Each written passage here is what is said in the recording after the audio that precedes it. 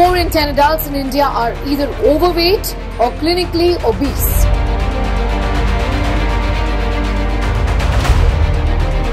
The WHO has even warned that popular obesity drugs won't be enough to solve this worldwide problem.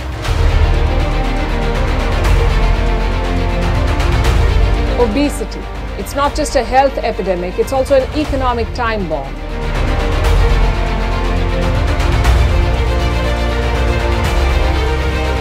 Is poor lifestyle the only reason behind obesity?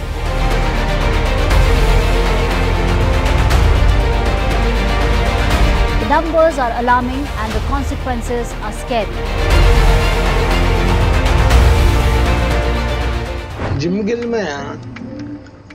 నా job ఏమిటి? కూర్చొని చేసే పని. ఆ మాత్రం గుప్పెడు పొట్టుండదా? వీళ్ళందరికీ 6 ప్యాక్లు ఉన్నాయా? హే గైస్, ఎలా ఉన్నారు?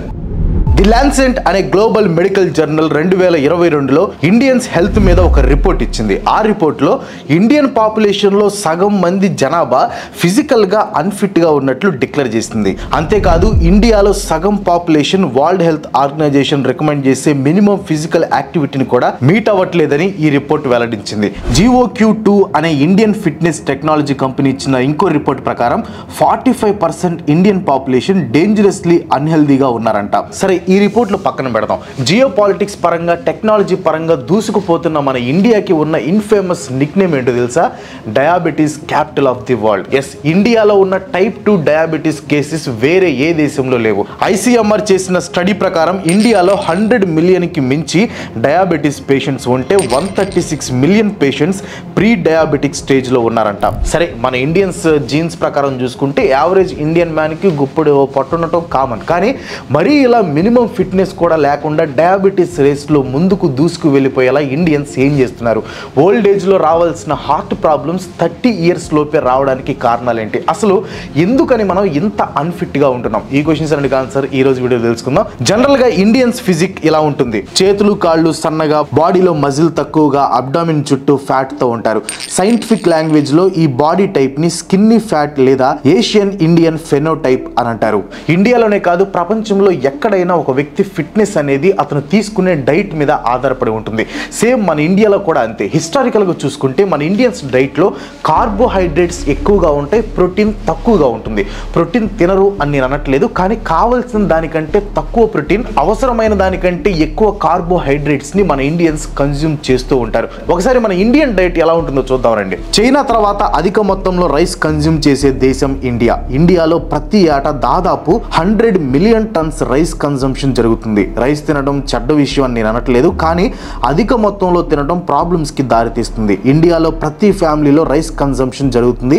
అది వైట్ రైస్ రూపంలో అయినా కానివ్వండి, బిర్యానీ రూపంలో అయినా కానివ్వండి, rice is mandatory. Indian council of medical research ఇండియాలో ఉన్న ప్రతి స్టేట్లో 12 సంవత్సరాల ఏజ్ గ్రూప్ వాళ్ళని తీసుకొని 2008 నుంచి 2020 వరకు స్టడీ చేస్తుంది. ఈ స్టడీలో తెలిసింది ఏంటంటే 70% ఇండియన్ డైట్ కార్బోహైడ్రేట్స్తో నిండిపోయి ఉంటుంది. యుఎస్లో ఉండే వాళ్ళతో కంపేర్ చేస్తే మనం 20% ఎక్కువ కార్బోహైడ్రేట్స్ని కన్జ్యూమ్ చేస్తున్నాం. ఇలా అధిక మొత్తంలో కార్బోహైడ్రేట్స్ తీసుకోవటం, ప్రోటీన్ని బాగా తక్కువగా తీసుకోవటం వల్ల ఇండియన్స్ స్కిన్నీ ఫ్యాట్తో అన్ఫిట్గా ఉండిపోతున్నారు. ఇంకా మన ఇండియన్ స్ట్రీట్ ఫుడ్ గురించి ఎంత తక్కువ మాట్లాడుకుంటే అంత మంచిది. ఒక మనిషి వారంలో తినాల్సిన బటర్ని ఒక పూట ఒక చిన్న ప్లేట్లో సర్వ్ చేస్తూ ఉంటారు మన స్ట్రీట్ వెండర్స్. అఫ్ కోర్స్ మనం తినే వెజిటబుల్స్, లెంటిల్స్, ఎగ్స్లో ప్రోటీన్ ఉన్న కంపేర్ టు కార్బోహైడ్రేట్స్ ఇవి చాలా తక్కువ మొత్తంలో ఉంటాయి. ఇవి చాలా అన్నట్టు కొత్తగా ఇండియన్స్కి జంక్ ఫుడ్ అలవాటైంది. కార్బోహైడ్రేట్స్ మన ఫిజిక్ని అన్ఫిట్గా మారిస్తే ఈ జంక్ ఫుడ్ మనకి ఫిజిక్కే లేకుండా చేస్తాయి. గ్లోబలైజేషన్ వల్ల McDonald's, KFC, Pizza Hut, Domino's లాంటి జైంట్ ఫాస్ట్ ఫుడ్ రెస్టారెంట్స్ ఇండియాలో బాగా పెరిగిపోయాయి. దాంతో ప్రతి ఒక్కరూ మెల్లిగా వీటికి అలవాటు పడిపోతున్నారు.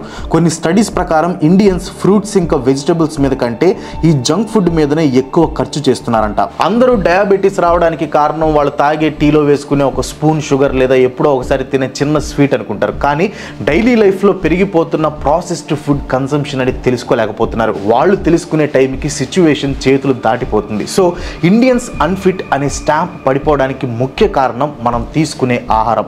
ఇండియన్స్ అన్ఫిట్గా ఉండిపోవడానికి ఇంకో కారణం లైఫ్ స్టైల్. పిల్లలు పుట్టక ముందే నా కొడుకు ఇంజనీర్ అవుతాడు, నా కూతురు డాక్టర్ అవుతుంది అని డిసైడ్ చేసేసి వాళ్ళకి మాటలు వచ్చి రాకముందే భారీ ఫీజులు కట్టి వాళ్ళని చేపలను రుద్దినట్టు రుద్దేస్తూ ఉంటారు. అఫ్ కోర్స్ ఇక్కడ నేను పేరెంట్స్ది తప్పనట్లేదు, పిల్లలకి మంచి ఫ్యూచర్ అందించాలనేదే వాళ్ళ ఆలోచన. కానీ ఇక్కడ వాళ్ళకు చిన్న లాజిక్ని మిస్ అవుతున్నారు. పిల్లల ఫ్యూచర్ బాగుండాలని 24 గంటల్లో 12 గంటల్లో వాళ్ళని చదివించే పేరెంట్స్ పిల్లల హెల్త్ కోసం ఒక 1 అవర్ టైంని స్పేర్ చేయలేకపోతున్నారు. దీనివల్ల ఇండియన్స్లో చిన్న వయసు నుంచే ఫిజికల్ యాక్టివిటీ అనేది లేకుండా పోతుంది. నేను చిన్నప్పుడు కుక్కలాడినట్లు ఆటలాడేవాళ్ళం, సూర్యుడు ఎంత వేడిగా ఉన్నా లెక్క చేయకుండా ఆటలాడేవాళ్ళం.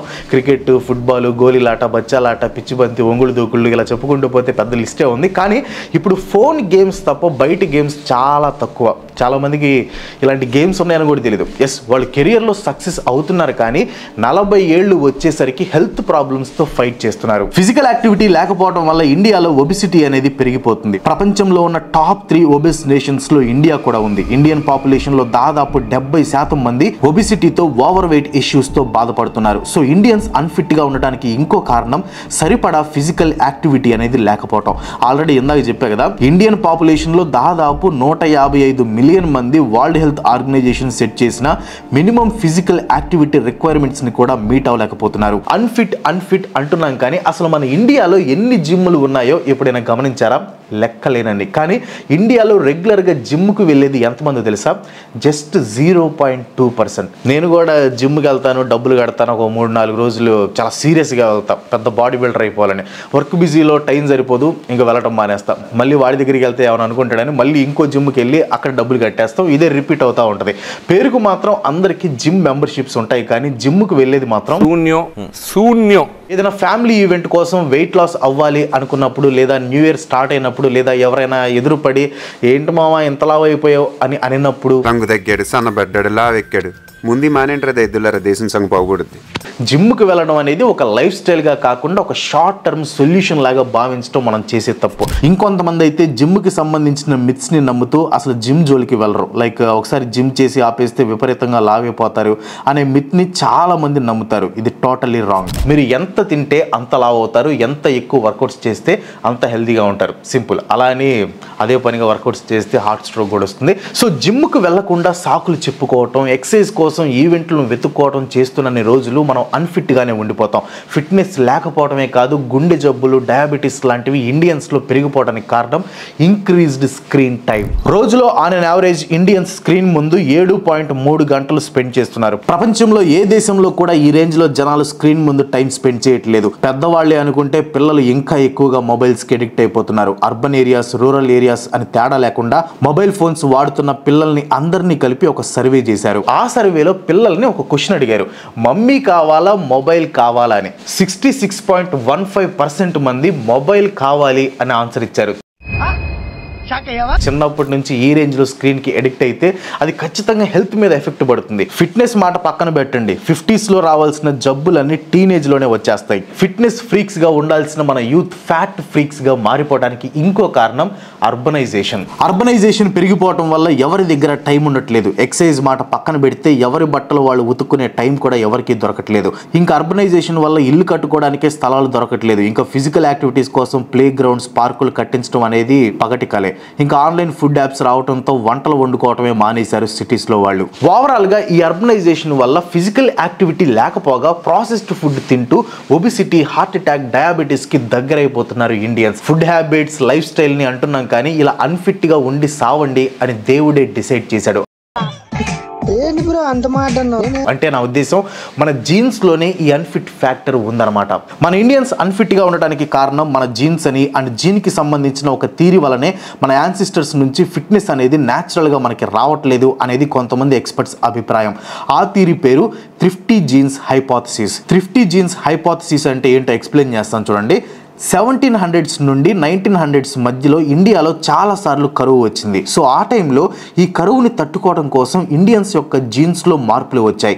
కరువు తరచుగా రావడంతో యావరేజ్ ఇండియన్ బాడీ ఫ్యాట్ని స్టోర్ చేసుకోవటం మొదలుపెట్టింది. సో ఫ్యాట్ స్టోర్ చేసుకోవటం మన జీన్స్లో ఒక భాగంగా మారిపోయింది. అది జనరేషన్స్ నుంచి పాస్ అవుతూ వచ్చి ఇప్పుడు ఆ ఫ్యాట్ స్టోరేజ్ కాస్త ఒక ప్రాబ్లంగా మారిపోయి మన న్యాచురల్ ఫిట్నెస్కి అడ్డం పడుతుంది. ప్లస్ ఇండియన్ జీన్స్లో ఇన్సులిన్ రెసిస్టెన్స్ ఎక్కువ ఉంటుంది అనే ఇంకో థియరీ కూడా ఉంది. సో మనం అన్ఫిట్గా ఉండటంలో న్యాచురల్ రీజన్స్, ఐ మీన్ మన జీన్స్ కూడా ఒక కారణం. ఇన్ని వైపుల నుంచి మన ఫిట్నెస్కి మంట కలుగుతుంటే కార్పొరేట్ కంపెనీస్ ఆ మంటకి పెట్రోల్ యాడ్ చేస్తున్నాయి. ఎవరిదాకా ఎందుకు ఒక పెద్ద తెలుగు యాక్ట్రెస్ ఉంది, ఆమె ఒక పెద్ద ఫిట్నెస్ ఫ్రీక్ కూడా, షుగర్ అస్సలు ముట్టుకోను అంటుంది. కానీ ఆమె ఎండోర్స్ చేసే బ్రాండ్స్లో మాత్రం ఆర్టిఫిషియల్ షుగర్స్ కుప్పలుగా ఉంటుంది. ఆ ఒక్క యాక్ట్రెస్ని మాత్రమే నేను అనట్లేదు, ఆమె లాంటి యాక్ట్రెస్, ఆమె ఎండోర్స్ చేసే కంపెనీస్ లాంటి కార్పొరేట్ కంపెనీస్ చాలా వరకు జనాల హెల్త్ గురించి ఏ మాత్రం పట్టించుకో. మరి దీనికి సొల్యూషన్ ఏంటి? మనం ఇలా భారీ పొట్టలు వేసుకుని ఉండాల్సిందేనా? ఒబిసిటీ, డయాబెటీస్, హార్ట్ డిసీజెస్తో బాధపడాల్సిందేనా? జీన్స్ని మనం ఏం చేయలేం. కానీ గవర్నమెంట్ కూడా తలుచుకుంటే ఈ విషయాన్ని సీరియస్గా తీసుకొని కొన్ని చేంజెస్ తీసుకొని రావచ్చు. లైక్ ఒబిసిటీని ఒక మేజర్ డిసీజ్గా గుర్తించాలి, దానివల్ల మనిషి ప్రాణాలకి కలిగే నష్టాలు ఏంటో జనాలకి వివరించాలి. ప్లస్ హెల్దీ ఫుడ్స్ పేరుతో ఆర్టిఫిషియల్ షుగర్ని జనాలకి అంటగట్టి కార్పొరేట్ కంపెనీస్ మీద యాక్షన్ తీసుకోవాలి. అఫ్ కోర్స్ వాటిని బ్యాన్ చేయడం ఇంపాసిబుల్, కానీ అవి హెల్దీ అనే తప్పుడు ప్రచారం చేయడమైనా ఆ కంపెనీస్ ఆపేసేలాగా చేయాలి. ఇంకంతే. ఉంటా మరి. వెయిట్, అసలు సొల్యూషన్ చెప్పకుండా వెళ్ళిపోతున్నాను కదా. నేను చెప్పడం ఎందుకు, మీ అందరికీ ఆల్రెడీ తెలుసు. ఏదో పెళ్లి వస్తుందని, న్యూ ఇయర్ రెజల్యూషన్ అని జిమ్ ఫీజు కట్టడం కాకుండా ఏదో ఒక ఫిజికల్ యాక్టివిటీని మీ లైఫ్ స్టైల్లో యాడ్ చేసుకోండి. లేదా అదృశ్య సినిమాలో చారీ గారు లాగా ఇప్పుడు పట్టుంటే తప్పేంటి అంటారా? ఇంకా మీ ఇష్టం. That's good day. ఈ వీడియో మీకు అనిపించింది కింద కామెంట్లో పోస్ట్ చేయండి. వీడియో నచ్చితే ఒక లైక్ కొట్టి మీ ఫ్రెండ్స్ షేర్ చేయండి. ఇలాంటి వీడియోస్ రెండు చేయండి. నాకు సపోర్ట్ చేయాలనుకుంటే వెంటనే మన ఛానల్కి సబ్స్క్రైబ్ చేసుకోండి. ఇంకో మంచి ఎపిసోడ్తో మళ్ళీ కలుసుకుందాం. అందరికి సెలవు. Bye bye.